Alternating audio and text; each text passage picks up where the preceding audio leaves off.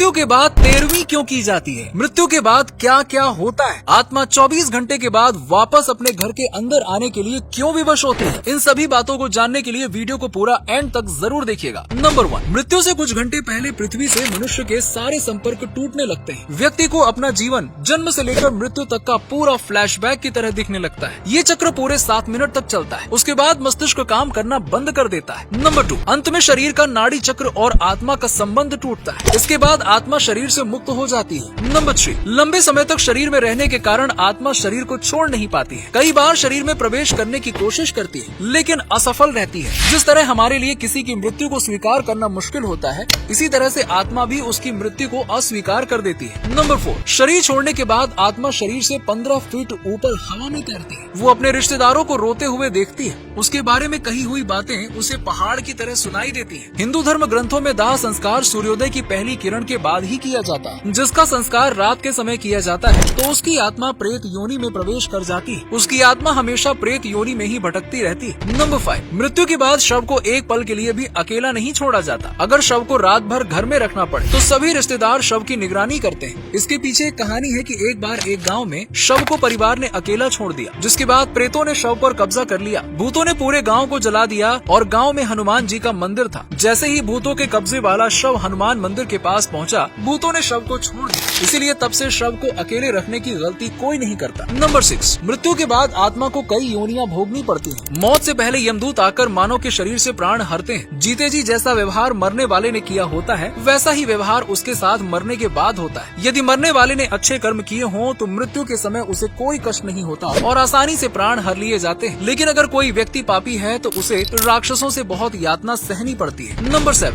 मृत्यु के बाद आत्मा को रास्ते में वैतरणी नदी पार करनी होती है। इस नदी में आग होती है और कष्ट उठाना पड़ता है। फिर आत्मा को यमराज के सामने प्रस्तुत किया जाता है, जहाँ चित्रगुप्त यमराज के सामने व्यक्ति के पाप पुण्य का लेखा जोखा बताते हैं कि इसने कौन कौन से कर्म किए हैं। मनुष्य को उसके कर्मों के आधार पर उसे स्वर्ग या नरक मिलता है। गरुड़ पुराण के अनुसार कुल 36 प्रकार के नरक होते हैं। इनमें चित्रित यातनाएं बहुत भयानक होती हैं। नंबर 8, गरुड़ पुराण के अनुसार आत्महत्या करने वाले शख्स की आत्मा को कष्ट सहना पड़ता है। उसने जीवन के नियत समय से पहले ही प्राण त्यागे होते हैं।